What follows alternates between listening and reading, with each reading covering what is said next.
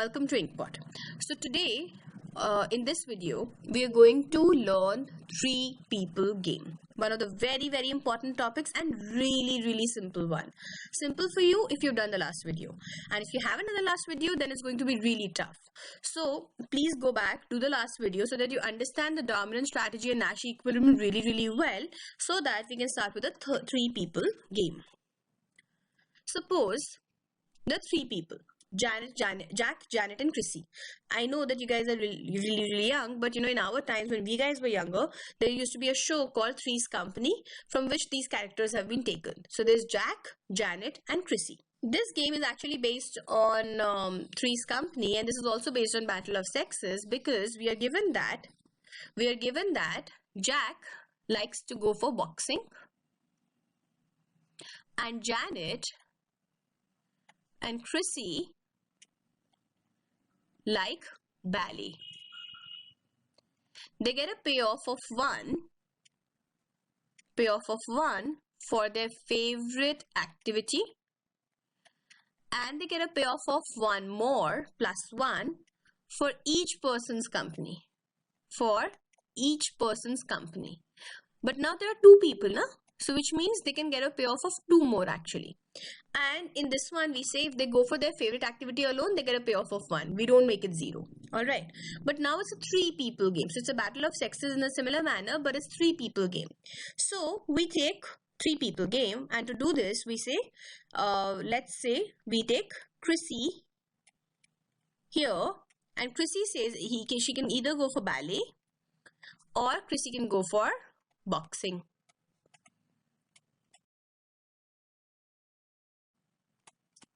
When Chrissy goes for ballet, then Jack and Janet can both decide either to go for ballet or boxing, and Janet can also decide either to go for ballet or boxing. And similarly, when Chrissy is going for boxing, then also Jack and Janet can either decide to go for ballet or boxing together or alone. Again, ballet or boxing.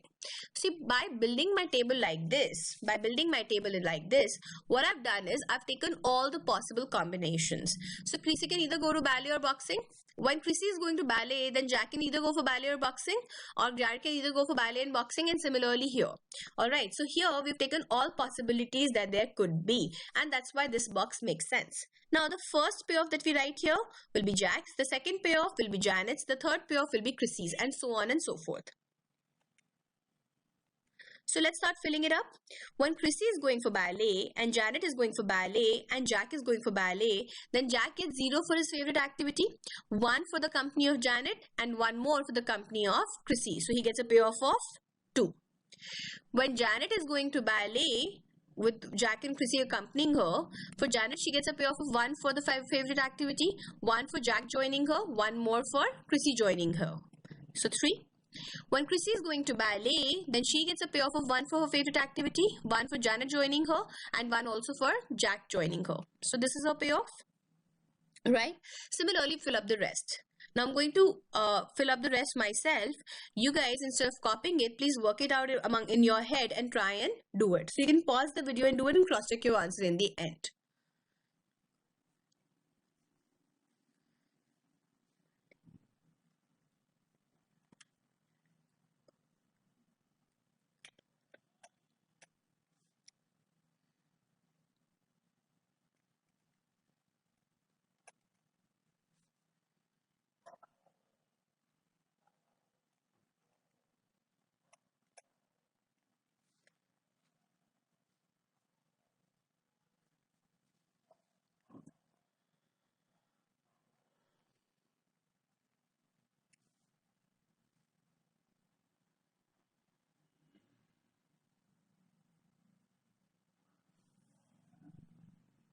Sorry, so guys, I wrote ballet here accidentally. Let's correct it.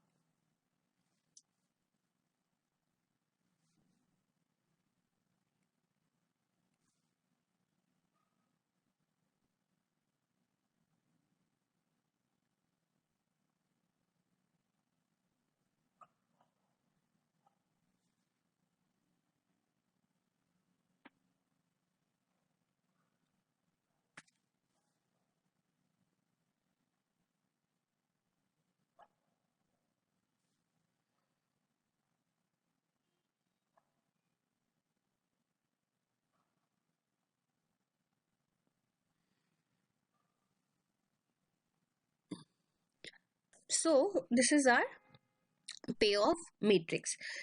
This is our payoff matrix. Now let's do our dominant strategy. So for Jack and Janet is easy, right? For Jack and Janet it's easy.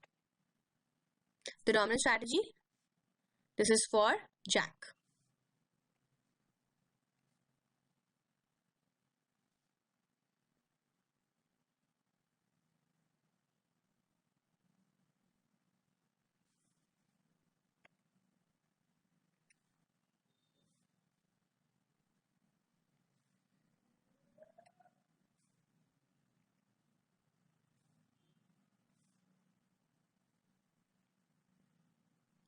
So, sorry, this is for Jack. So Jack prefers ballet to boxing, boxing to ballet, boxing to ballet, boxing to ballet. Let's look at Janet. She prefers ballet to boxing, ballet to boxing, ballet to boxing, boxing to ballet. Now comes Chrissy. How do we compare Chrissy? You see, Chrissy is switching between ballet and boxing here. Chrissy is switching between ballet and boxing here, which means when Jack is going to ballet and Janet is going to for ballet, Chrissy can go for ballet or boxing. See, the payoff here and here is different because Chrissy is going to ballet or boxing. Jack and Janet to ballet ja rahe hai na. So when Jack is going for ballet and Janet is going for ballet, then Chrissy can go for ballet or for boxing. She would like to go for ballet. When Jack is going for ballet and Janet is going for boxing, Chrissy can go for ballet or boxing. She would like to go for ballet. When Jack is going for boxing and Janet is going for ballet, Chrissy can go for ballet or boxing. She will again go to ballet. But when Jack and Janet both are going for boxing, then Chrissy will also go for boxing. So this is Chrissy's. Alright, so Chrissy will go from here to this box, here to this box, and so on and so forth. So now we want to see dominant strategy.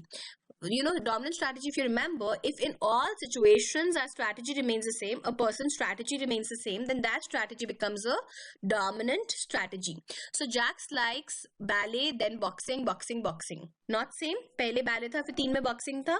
So it's not a majority which leads to a dominant strategy. Dominant strategy clearly says it should be in all situations. In all situations, which is why एक situation में जब Jack ने ballet choose किया तो बाकियों में boxing choose किया, which is why Jack does not have a dominant strategy. Similarly, Janet is choosing ballet in one situation, two situations, three situations, but in the fourth situation, Janet is choosing boxing. So Janet is choosing ballet. When Jack goes for ballet, Chrissy goes for ballet. When Jack goes for boxing, Chrissy goes for ballet. When Jack goes for ballet, Chrissy goes for boxing. But when Jack and Chrissy both are going for boxing, then Janet will also go for boxing, which is why Janet also doesn't have a dominant strategy. Similarly, Chrissy you will also see doesn't have a dominant strategy. So neither of the players have a dominant strategy, but from the underlining method, you know that this cell and this cell are the two cells of Nash equilibrium. You can actually try and solve it also, but you will see that these two cells are the cells of Nash equilibriums. Right? So Three's Company is easy, not difficult. We will modify it. Now modify it is my own example. So I'm going to lay out the rules for you and you can then build it up. So in a modified Three's Company, we are saying that each person for their favorite activity, each person when they go to their favorite activity, they don't get a payoff of 1. They get a payoff of 3. And they get a payoff of 1 more for each person's company. They get a payoff of 1 more for each person's company. So I've just modified it a little. Again, let's solve it. Now, let's take Jack out. Just for the sake of it, you could take anyone. So let's say Jack goes for ballet or Jack can go for boxing. And inside we have again Janet and Chrissy. Janet can go for ballet or boxing. And Chrissy can also go for ballet or boxing. Similarly, Janet can go for ballet or boxing.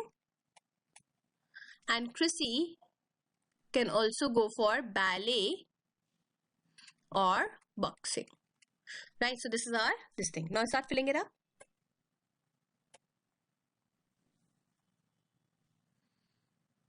So Janet goes to ballet, she gets a payoff of 3. Chrissy joins a 4, Jack also joins a 5. When Chrissy is going for ballet, again 5. When Jack goes for ballet, he only gets money he only gets payoff for the company because it's not his favorite activity, so 2.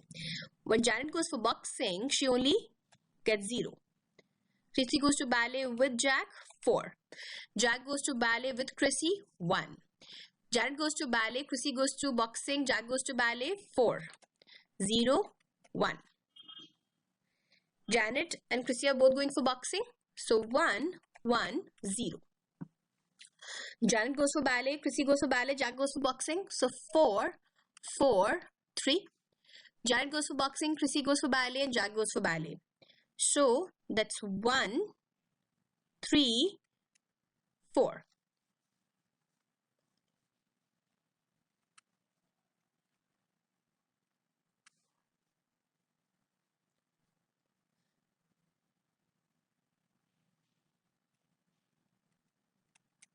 So this is our payoff matrix. This is how it's going to look like.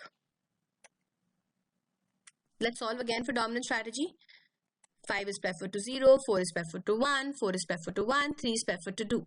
So in all the situations, Janet is preferring to go to ballet. In all the situations, Janet is preferring to go to ballet, which means Janet has a dominant strategy, which is going to ballet.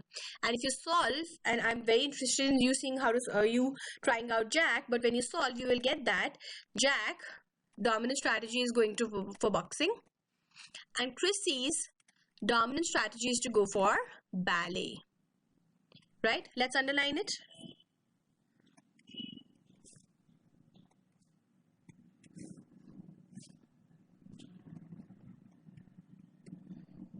So the Nash equilibrium is where Janet and Chrissy are going for ballet and Jack is going for boxing. So mind you, क्योंकि यहाँ पे dominant strategy था, तो इसीलिए Nash equilibrium वहाँ पे था where there's a coinciding of the dominant strategy. तो जहाँ पे सारी dominant strategy coincide करती है, वहाँ पे Nash equilibrium होता ही होता है, और जब वहाँ पे Nash equilibrium होता है, तो कहीं और Nash equilibrium नहीं होता है. So I'll say it again. There are two things I'm saying.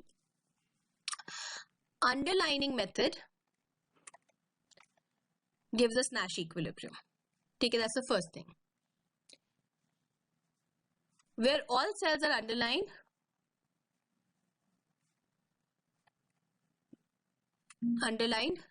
that's again a Nash equilibrium. Where we have dominant strategy, जहाँ पे हमारे पास dominant strategy होती है, where we have dominant strategy, so जब dominant strategy over, जहाँ पे जिस cell में सबकी dominant strategy होती है, so the cell which contains all dominant strategy, that's again a cell of Nash equilibrium, and that's the only cell of Nash equilibrium. बाकी case में more than one हो सकते हैं, 2 हो सकते हैं, 3 हो सकते हैं, सारे हो सकते हैं, but इस scenario में there's only one Nash equilibrium. In this scenario, there's only one Nash equilibrium. Alright, so this finishes our study of Three's Company. In the next video, we're going to do further with tragedy of commons and mixed strategies, etc. Thank you.